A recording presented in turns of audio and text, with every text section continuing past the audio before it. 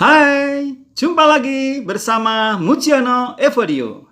Hari ini kita akan membahas paket 51 dari tryout tahun 2018-2019 mata pelajaran IPA. Ayo kita mulai. Soal nomor 1. Perhatikan rantai makanan pada ekosistem sawah. Ada tumbuhan di sawah, ada jengkrik, ada kata, ada ular, dan ada burung elang. Pada rantai makanan tersebut, secara berurutan belalang dan elang, belalang yang ini, elang yang ini berperan sebagai apa? Tumbuhan adalah produsen. Yang memakan pertama berarti konsumen pertama, konsumen kedua, konsumen ketiga, konsumen keempat, dan nanti mati berarti pengurai. Jadi urutannya tumbuhan sebagai produsen, produksi yang membuat. Yang memakan pertama, semua hewan herbivora pasti konsumen pertama, ya. Jadi kalau ditanya belalang itu ini seperti jengkrik ini berarti konsumen pertama. Dicari konsumen pertama A dan B. Jadi jangan sekali-sekali anak-anak menjawab C atau D. Los, kosongkan, nggak mungkin ya. Ini nggak mungkin. Jangan pernah. Jadi kalau ngawur nggak boleh milih ini ya. Perhatikan cara berpikirnya. Saya lanjutkan. Kemudian dari konsumen ke-1 dimakan konsumen kedua, konsumen ketiga, dan konsumen keempat. Berarti elang berperan sebagai konsumen keempat. Mana? Nah, ini kan. Jadi jawabannya adalah B. Ya. Oke, bisa dipahami penjelasan saya? Saya lanjutkan nomor 2. Perhatikan tabel berikut. Ada kadal, kelabang, paus, bebek. Bentuk adaptasinya, mana yang cocok? Pasangan yang tepat antara jenis hewan dan cara penyesuaian diri terhadap lingkungan. Apakah 1 dengan 2, 1 itu kadal dan 2 itu kelabang? Apakah betul kadal itu menyengat, ngentup? Nah, jadi tidak mungkin. Jadi jangan pernah sekali-sekali menjawab nomor 1. Dah, tidak usah dipikir. Baik, kita lanjutkan yang ini. Nomor 2, 3, 4. Nomor 2, kelabang. Apakah kelabang mengubah warna kulit? Mengubah warna kulit ini bagaikan apa ya? Binatang bunglon, padahal ini bukan bunglon. Jadi jangan menjawab nomor 2 karena ini bukan bunglon. Ini los, jangan pernah dipilih. Sekali lagi jangan pernah dipilih. Yang ketiga, paus muncul di permukaan. Paus itu mamalia, dia bernafas dengan paru-paru seperti kita. Jadi pasti dia selalu muncul di permukaan untuk mengambil nafas. Sama seperti anak-anak kalau berenang, ya kan? Berenang mesti muncul di permukaan untuk mengambil nafas. Bebek, paruhnya bersudu untuk menyaring makanan. Kalau itu makanan ditelan, kalau bukan makanan keluar dari paruh sisi kiri dan kanannya. Jadi bebek kita tuh nyosor bukan berarti makan. Dia itu sedang menyeleksi. Kalau itu makanan ditelan, kalau bukan makanan akan dibuang kembali. Jadi jawabannya adalah 3 dan 4 ya. 3 itu paus muncul di permukaan untuk mengambil nafas karena dia hewan mamalia, hewan yang bernafas dengan paru-paru, karena dia menyusui anak, karena dia seperti manusia, jadi hidup di dalam air nanti keluar lagi, hidup di dalam air keluar lagi. Bebek paruhnya bersudu. Tidak hanya paruh bersudu yang dimiliki bebek, tetapi juga kaki berselaput supaya dia tidak tenggelam di lumpur. Selain itu, bulunya mengandung lapisan lilin sehingga tidak mudah basah. Baiklah, kita lanjutkan nomor 3. Siswa di SDX mengikuti kegiatan penanaman bakau. Bakau ya, bukan tembakau ya. Manfaat dari kegiatan tersebut adalah ya, bakau. Tanaman bakau ini akarnya besar-besar seperti batang sehingga bisa mencegah abrasi. Abrasi di pantai, pengikisan tanah oleh laut ya, oleh air laut. Nah, karena gelombang air lautnya dihalangi oleh akar yang banyak, akar yang lebat sehingga tidak menggerus tanah. Berarti manfaatnya bakau untuk mencegah abrasi, bukan mencegah banjir, bukan mencegah tsunami, bukan membendung naiknya air ya. Jadi bakau di pantai untuk mencegah abrasi. Abrasi adalah pengikisan tanah yang disebabkan oleh air laut. Lanjut nomor 4. Burung kolibri memiliki paruh yang panjang dan runcing. Burung kolibri itu kecil. Segendut-gendutnya bersama sayapnya kolibri itu hanya sebesar ibu jari kita. Jadi burungnya kecil. Burungnya aja segitu. Berarti paruhnya super kecil lagi. Karena burung ini diciptakan Tuhan tidak merusak bunga. Kalau kolibri merusak bunga, bagaimana dia dapat makanan? Wong makanannya di bunga. Makanya kolibri diciptakan Tuhan bentuknya kecil, memiliki paruh panjang dan runcing untuk mengambil makanan, yaitu nektar dihisap, sehingga bunganya tidak rusak. Kalau bunganya rusak, memang kolibri dapat makanan, tapi besoknya dia tidak akan dapat lagi. Bisa dipahami? Jadi nggak mungkin untuk mengais di lumpur, karena dia bukan burung yang cari makanan di lumpur, atau mempertahankan diri dari musuh, atau untuk menyimpan cadangan makanan. Nomor 5, perhatikan rantai makanan. Di sini ada pohon apa ini? Yang di air-air itu. Pinter, teratai. Teratai sebagai produsen. Di sini ada konsumen pertama. Di sini juga ada konsumen pertama. Ada konsumen kedua, dan konsumen ketiga. Sekarang kita pakai logika ya. Apabila komponen ketiga, berarti ini ya, ini mati, dan komponen 4, nah ini berkembang pesat. Ini mati, otomatis nomor 5 makannya apa? Ya kan? Karena nggak ada makanan. Nomor ini mati. Saya silang ya. Ini mati. Otomatis nomor 5 burungnya mau makan apa? Karena nomor 3 tidak ada, otomatis rantai berikutnya ini selalu berkaitan. Ini tidak ada, ini juga begitu. Ini mesti akan berkurang karena kesulitan makan. Terus nomor 4 tadi dikatakan berkembang pesat. Kalau nomor 4 berkembang pesat, buahnya otomatis sasarannya ini habis dimakan ini, ya kan? Nomor 4 ini berkembang pesat, berarti nomor 2 binatang nomor 2 ini akan habis dimakan ini dalam jumlah banyak. Berarti kesimpulannya komponen 2 dan 5 meningkat tidak mungkin. Oh ya, 2 ini dihabiskan ini kok meningkat tidak mungkin. Jadi tidak mungkin nomor 2 meningkat. Jadi nomor 2 meningkat salah. Nomor 2 dan nomor 5 akan menurun. Nomor 2 dan nomor 5 menurun. Betul. Jadi jawabannya B. Mengapa betul nomor 2 itu menurun? Karena disantap habis-habisan oleh nomor 4. Nomor 4 dalam jumlah banyak. Ya ini rebutan habis ini. Demikian juga nomor 5 menurun. Mengapa nomor 5 menurun? Karena makanannya ini tidak ada. Nomor 3 mati ya, mati kan tidak ada. Otomatis rantai berikutnya akan berpengaruh. Namanya rantai makanan saling terpengaruh. Bagaikan guru, murid, dan orang tua. Guru, murid, orang tua juga gitu. Rantai makanan saling berpengaruh demi pendidikan. Semuanya saling mendukung, semuanya saling berkaitan. Bagaimana bisa dipahami? Kita lanjutkan nomor berikutnya, yaitu nomor 6. Tumbuh pesatnya kawasan industri di suatu kota berdampak pada peningkatan kesejahteraan masyarakat. Namun di sisi lain juga berpotensi menyebabkan pencemaran. Limbah industri yang dibuang ke sungai dapat mengakibatkan ikan-ikan mati. Populasi ikan di sungai semakin menurun. Ikan yang mampu bertahan juga tidak layak untuk dikonsumsi karena mengandung zat-zat berbahaya dari limbah yang dibuang ke sungai tadi. Akibatnya para pencari ikan di sungai kehilangan mata pencarian. Usaha yang tepat untuk melestarikan lingkungan sungai. Bagaimana supaya sungainya lestari? Ya, pertanyaannya di sini ya. Jadi yang depan ini kurang begitu penting karena kata kuncinya di sini melestarikan lingkungan sungai. Kata kuncinya di sini. Anak-anak harus membaca keseluruhan. Jangan dibaca sepenggal. Dibaca keseluruhan, diambil intisarinya. Intisarinya adalah melestarikan lingkungan sungai. Bagaimana supaya sungai tidak tercemar? Menanam pohon. Ya bolehlah memperbaiki kolam penampungan. Ya bolehlah mengolah limbah sebelum dibuang. Lah di sini ada hubungannya dengan sungai. Kalau limbahnya dibuang ke sungai, nah ini otomatis lingkungan sungai pasti tercemar. Dari 3 jawaban dan 4 jawaban membudidayakan ikan dengan keramba, maka jawaban yang tepat untuk melestarikan lingkungan sungai, karena pertanyaannya ada di sini, berarti mengolah limbah dulu sebelum dibuang ke sungai. Karena kalau industri tidak mengolah limbah, limbahnya langsung dibuang ke sungai, lah pasti di sungai sini akan tercemar. Ikan-ikan mati, otomatis tidak bisa dimakan, otomatis para nelayan, para orang yang cari ikan akan kesulitan. Bagaimana bisa menerima penjelasan nomor 6? Baik, kita lanjutkan nomor 7. Nomor 7. Perhatikan nomor 7. Pada beberapa tahun terakhir, pemerintah gencar melakukan pembangunan infrastruktur darat berupa jalan raya, jalan tol di luar Pulau Jawa seperti Kalimantan, Papua. Proses pembangunan infrastruktur tersebut dilakukan dengan cara membuka kawasan hutan.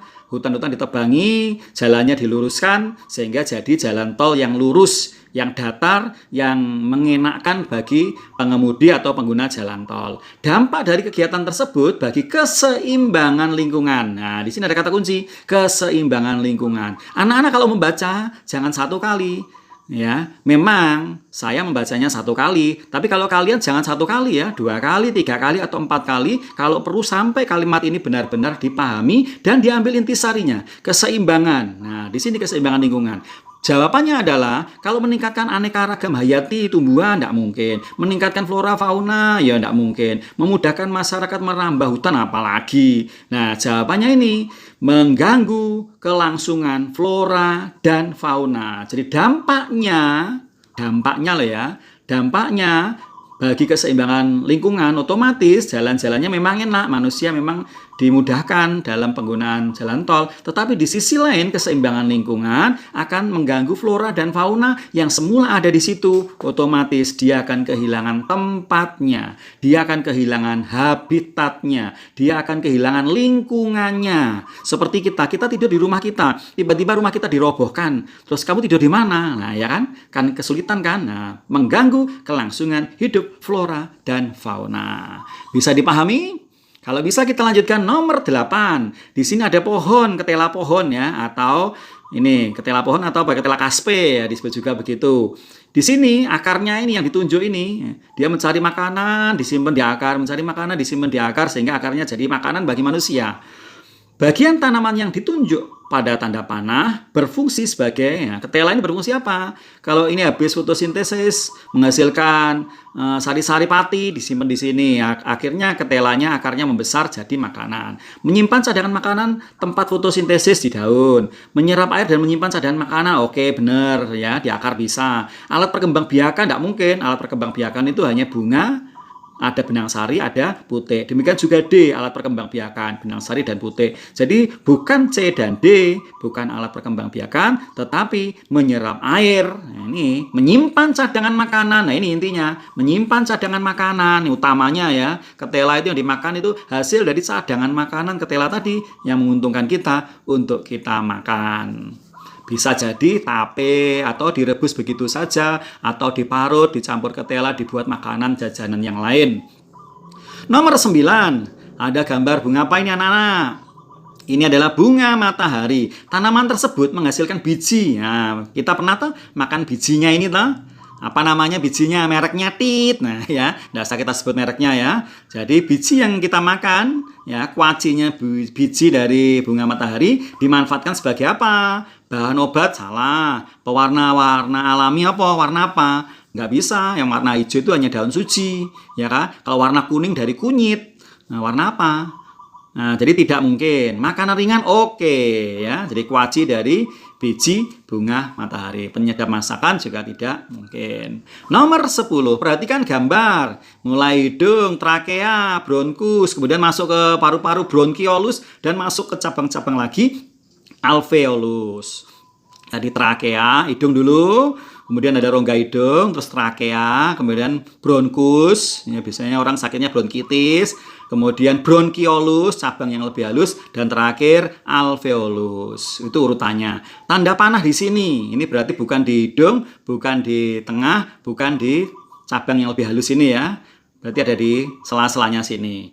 Bagian organ pernafasan yang ditunjuk dengan huruf X. Nah, ini beserta fungsinya. Trakea tidak mungkin karena trakea agak ke atas ini. Kemudian alveolus tidak mungkin karena alveolus gelembung-gelembung di sini. Kemudian faring-laring di sini, batang tenggorokan sini. Yang betul adalah bronkus. Bronkus, kemudian masuk lagi bronkiolus. Bronkus ini fungsinya menyalurkan udara dari tenggorokan, dari trakea tadi, menuju ke paru-paru, menuju ke bronkiolus. Jadi antara bronkiolus di sini dan trakea di sini, sela-selanya ada namanya bronkus ya. Jadi hidung, trakea, bronkus ya, bronkus ini, kemudian masuk sini bronkiolus dan alveolus. Ya, begitu ya. Kalau kurang jelas nanti video ini bisa. Nomor berikutnya adalah nomor 11 tentang peredaran darah. Peredaran darah ada peredaran darah kecil dari jantung ke paru-paru kembali ke jantung. Ada juga peredaran darah besar, jantung, seluruh tubuh kembali lagi ke jantung. Di dalam jantung ada dua bagian. Sebelah kiri itu sana lah ya, karena gambarnya ini menghadap kita. Jadi kiri itu sini, ini kiri ini ya, kiri. Ya, karena orangnya ini menghadap kita. Jadi kita berhadapan-hadapan. Seperti itu Pak Muji. Nah, kamu melihat Pak Muji. Jadi sininya Pak Muji itu kiri ya. Sininya Pak Muji berarti kanan. Jadi ini kiri. Nah, di jantung, di kiri itu ada dua macam. Yang pertama namanya serambi. Ya, serambi itu menerima darah kotor ini, menerima dari serambi. Kemudian diteruskan ke bilik, baru dari bilik diteruskan ke seluruh tubuh. Ya, ini ya, masuk serambi kiri, bilik kiri, seluruh tubuh. Sedangkan yang kanan, kali ini keluar ya, ini keluar ya, sistolik ya, keluar. Kemudian ini masuk ya, dari seluruh tubuh yang kotor akan masuk, berarti ke serambi kanan dulu, baru ke bilik kanan. Serambi kanan ke bilik kanan, dan setelah itu dibersihkan di paru-paru. Kalau sudah bersih di paru-paru, di alveolusnya yang tadi, di alveolusnya paru-paru sudah bersih, baru kita masuk lagi ke jantung lagi ya. Begitu seterusnya, sehingga ini ya seperti mesin cuci, cuci kering pakai, kotor lagi, cuci lagi, kotor lagi, cuci lagi, dan seterusnya. Sehingga kita lihat nomornya, mana nomor yang cocok. Dari 3 menuju 11 ya, cari aja 3 menuju 11. 3 menuju 11, peredaran darah besar. 3 menuju 11, mana 3 ini? 11 ini ya toh. Dari 3 menuju 11, mana? 3 menuju 4, nggak mungkin. Ini 3 menuju 11 ini, ya toh. Yang lainnya nggak ada. Berarti jawabannya ada di B, 3 menuju 11 ya. Dari apa itu, serambi kiri, bilik kiri ke seluruh tubuh. Nomor 12. Berikut ini pasangan hewan dan cara perkembangbiakannya. Ada penyu, kelelawar, ular piton, dan paus. Kalau punya daun telinga, berarti dia vivipar, beranak. Nah, ini mana yang punya daun telinga? Penyu tidak punya daun telinga. Kelelawar punya apa enggak?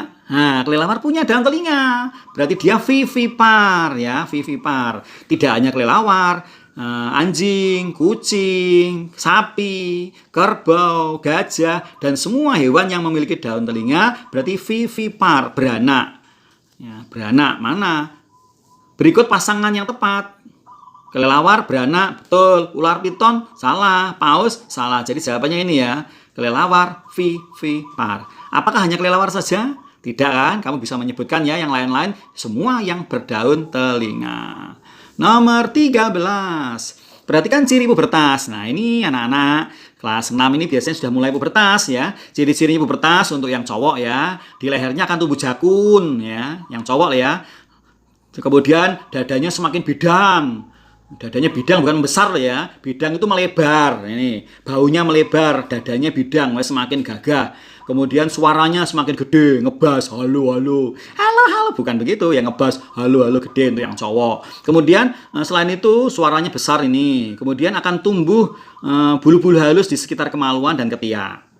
Itu untuk yang cowok. Sedangkan untuk yang cewek, suaranya kecil, melengking, kecil, ya bukan membesar. Kemudian dadanya membesar, kemudian akan tumbuh payudara, kemudian akan mengalami menstruasi atau haid atau datang bulan. Bagi anak-anak yang sudah mengalami menstruasi, mesti sudah tahu. Bagi yang belum, jangan takut, itu peristiwa biasa. Silakan tanya kepada mama apa itu menstruasi, yang siklusnya sekitar 28 atau 27 hari sampai 32 hari. Setiap orang tidak sama, bahkan ada yang lebih dari itu karena sesuatu hal. Nah, untuk menstruasi, bagi yang belum mengalami, tidak usah cemas, nanti suatu saat akan mengalaminya. Supaya bisa penjelasannya lebih baik, anak-anak perempuan silakan bertanya kepada mamahnya dengan terbuka. Nah, pertanyaan ini adalah pubertas bagi laki-laki ya, laki-laki. Mana yang termasuk laki-laki? Jakun, oke, nomor 1. Dada membesar, salah, dadanya melebar ya, bidang malah gagah. Kemudian bau melebar, semakin bidang, jadi 1-3. Pinggulnya membesar, salah, pinggul ini cewek karena disiapkan untuk melahirkan, jadi tidak. Kemudian suara berat, ngebas. Jadi jawabannya adalah 1, 3, 5. Berikutnya metamorfosis atau daur hidup. Ada telur. Kemudian ada berudu berkaki, kemudian katak kecil yang masih punya ekor, kemudian baru katak dewasa. Perubahannya seperti ini, dari dewasa punya anak, anaknya beda. Dewasanya bisa hidup di darat, anaknya selalu di air. Jadi benar-benar beda sekali. Kemudian ayam. Kalau ayam tidak mengalami metamorfosis, dia bertelur, menetasnya langsung ayam. Ya, cuma kecil dan besar. Jadi ini tidak mengalami metamorfosis. Secara berurutan, jenis hewan yang melakukan daur hidup seperti K dan L. Mana yang cocok? Ya, kelinci dan lalat.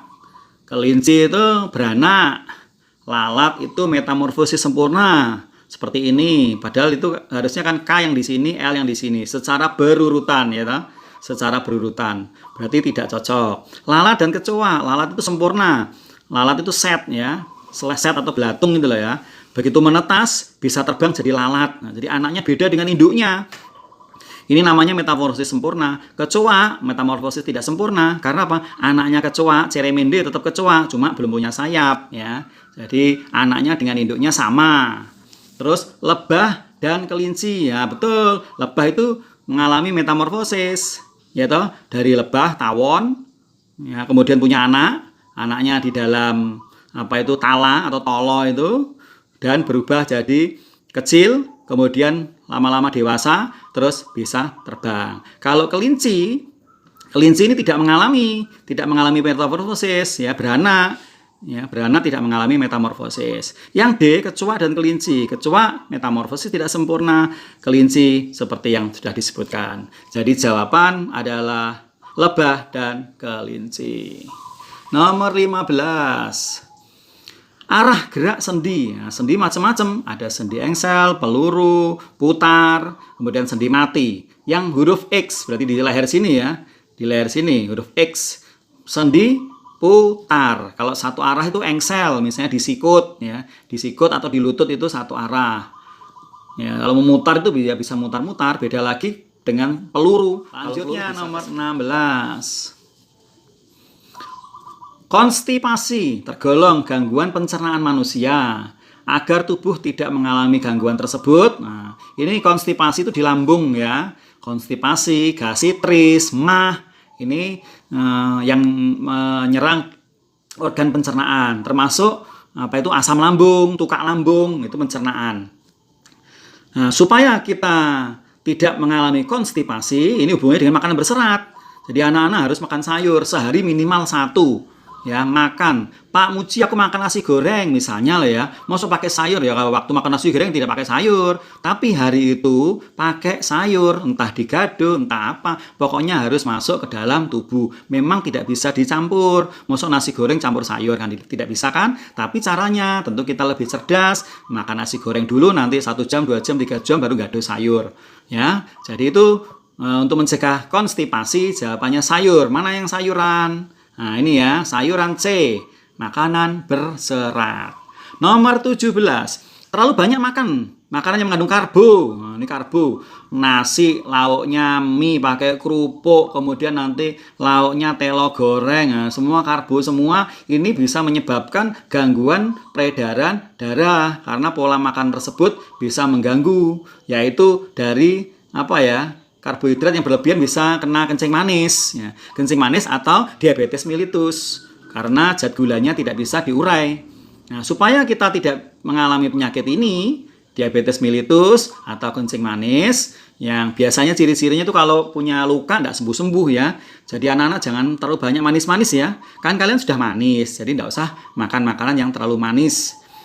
Penyebabnya karena apa? Gula darah tidak bisa diubah. Jadi tetap gula darah tidak bisa diubah menjadi gula otot. Ini jawabannya. Bukan menggumpal. Kalau menggumpal ya mungkin karena darahnya terlalu kental ya bisa. Atau mungkin karena kolesterol juga bisa. Yang menyebabkan peredaran darahnya terganggu.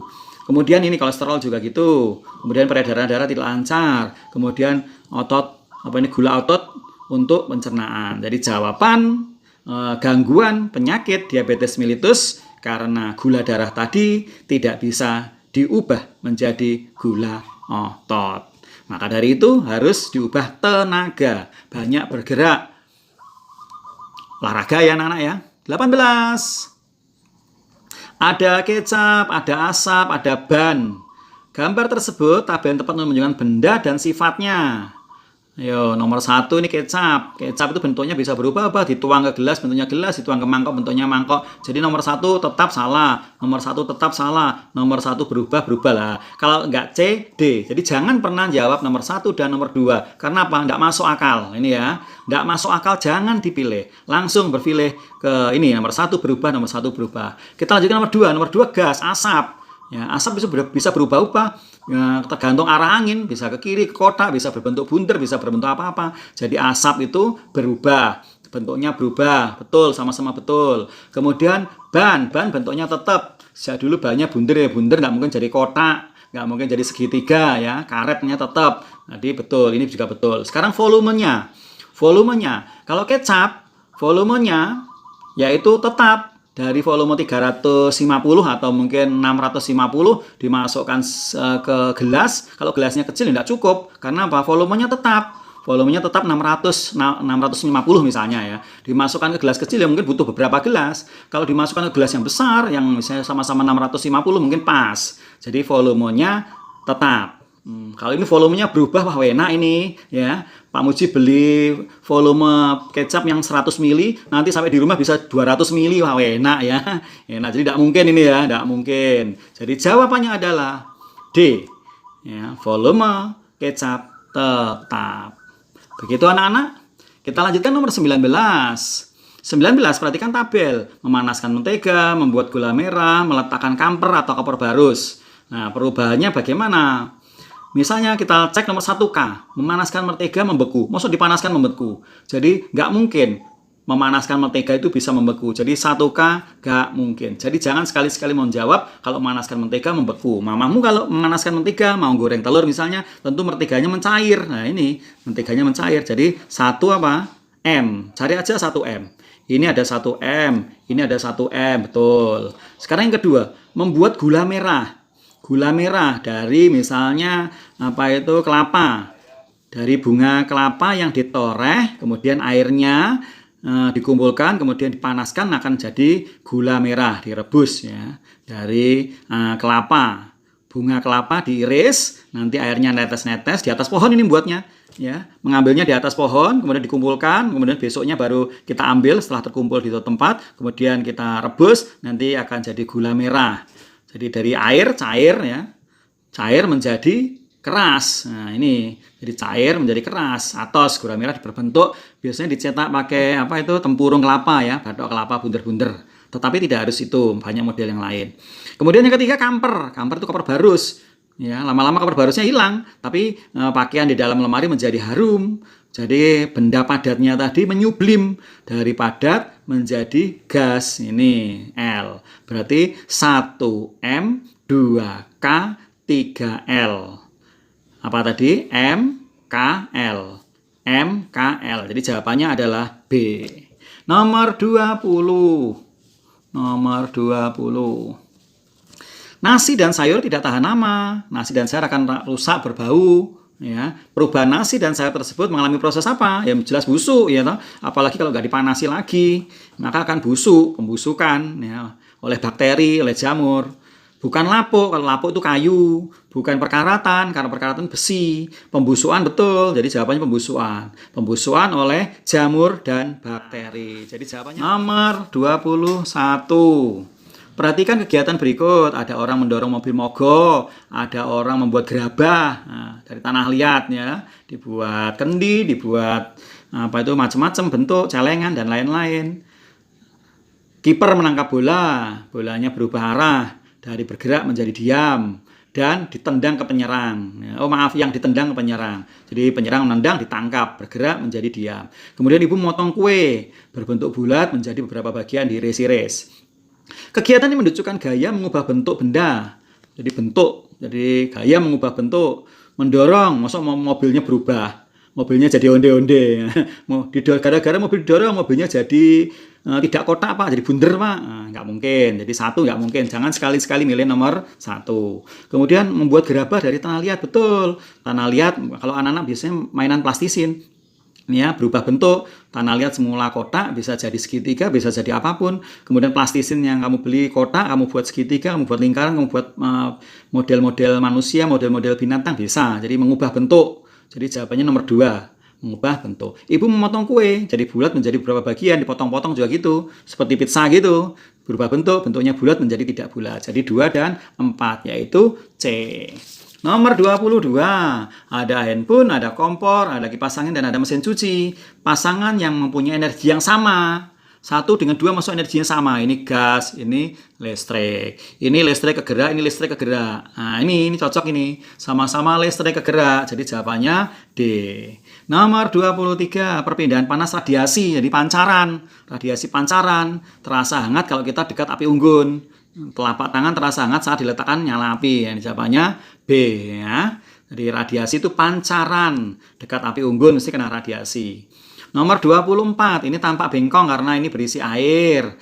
Jadi pembiasan, pembelokan cahaya. Pembiasan cahaya melalui medium yang berbeda kerapatannya. Udara itu renggang, air itu rapat. Nah ini beda kerapatannya sehingga tampak patah. Berarti dibiaskan atau dibelokkan ya. Gambar tersebut menunjukkan bahwa cahaya mempunyai sifat yaitu mana yang pembiasan.